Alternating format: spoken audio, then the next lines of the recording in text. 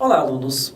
Agora nós vamos falar sobre os tipos de lesão, de uma forma geral, que é para a gente entender como que as doenças nos afetam, principalmente no caso da pele. Então vamos lá. Uma lesão, ela sempre vai começar numa célula, né? Embora nós, como seres vivos, multicelulares, a gente só vai observar a lesão quando ela já atingiu o estado de inflamação, né? A gente só observa a questão macroscópica. Mas tudo começa a nível microscópico. Começa lá dentro da célula. A célula, ela é atingida por uma agressão. Essa agressão pode ser variada. Pode ser uma agressão física, pode ser química, pode ser biológica, enfim. Não interessa agora saber a fonte da lesão. O que interessa é saber o que acontece. Começa então, primeiro a nível celular. Quando você tem uma lesão a nível celular, essa lesão ela pode ser do tipo letal ou do tipo não letal. Letal é quando a célula morre, né? Quando a célula morre, ou seja, quando você tem uma lesão letal, a célula sofre um processo chamado de apoptose. Apoptose é o nome que a gente dá para a morte celular. A célula pode também se programar para morrer. As nossas células elas podem, entre aspas, se suicidar quando ela percebe que ela vai causar mais danos ao corpo se ela for se recuperar. Então ela acaba morrendo. E você tem aquela não letal, que é quando você sofre a lesão regride e a célula volta a exercer as suas funções normais. Ou você pode ter também necrose. Necrose é o nome que a gente dá para a morte de um grupo de células.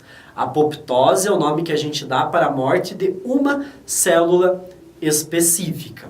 Ok? Então a gente tem essas diferenciações.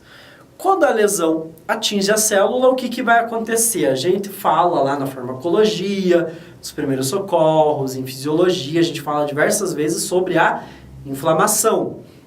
A célula, quando ela sofre uma agressão, ela faz o quê? Ela pede socorro.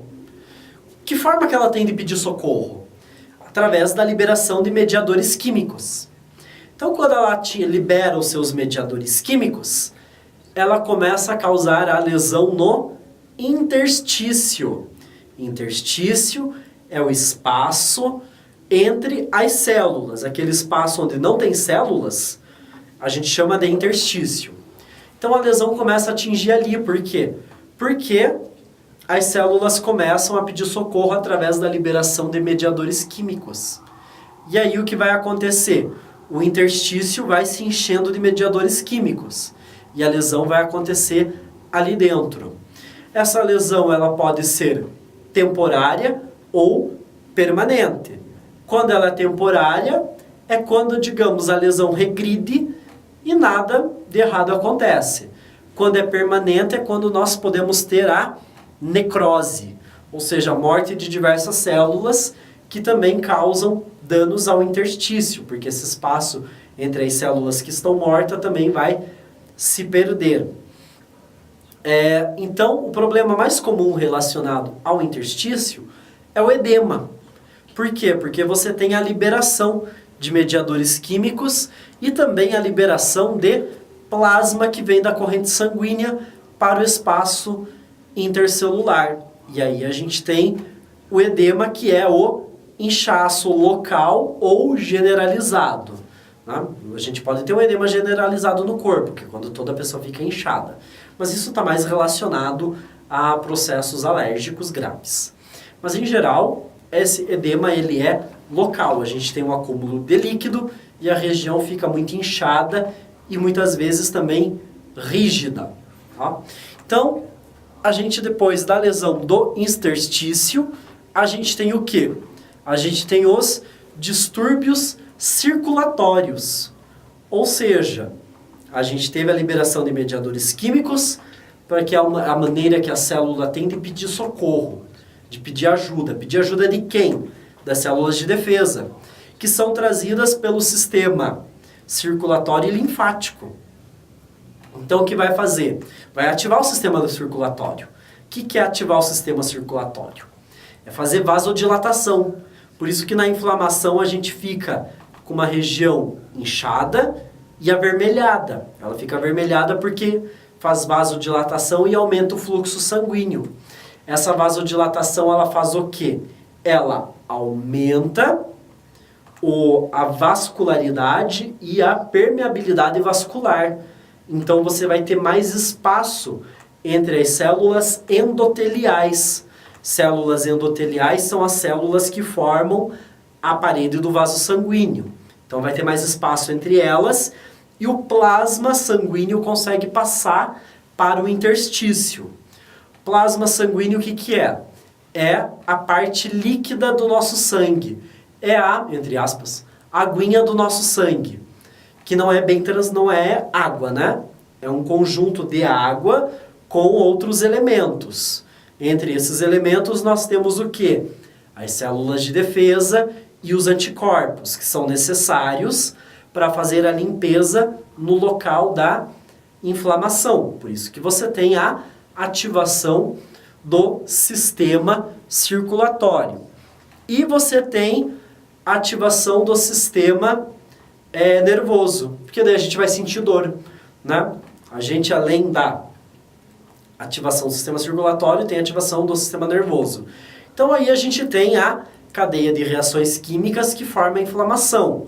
Lesão celular, manifestações no interstício, ativação da circulação sanguínea, linfática e nervosa. Tudo isso gera o quê?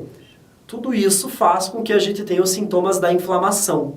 Inflamação, então, ela vem do latim, que significa inflamatio, que significa atear fogo. Então, a inflamação, ela nada mais é que uma parte do nosso sistema imunológico. Ele serve para nos defender. Então, a inflamação, nós temos quais características? Calor, inchaço, vermelhidão e dor. São as 4 características principais de uma inflamação. Dependendo da extensão da inflamação, nós podemos até ter uma perda de função. O que isso quer dizer? Vamos supor aí um exemplo. Vou citar um exemplo real que aconteceu comigo.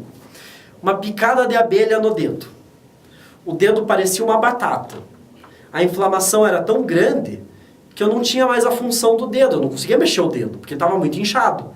Isso é uma perda de função. Mas foi temporário. O veneno da abelha foi metabolizado, foi retirado do meu corpo, a inflamação diminuiu e voltou tudo ao normal. Estou aqui com o dedo funcionando. Então, é assim que funcionam as inflamações no nosso organismo. Não teve morte celular, não teve necrose, não teve nada. Ok? Então, é assim que as coisas trabalham no nosso corpo. E por que a gente fala de uma inflamação? Né? Por que eu foquei aqui uma inflamação?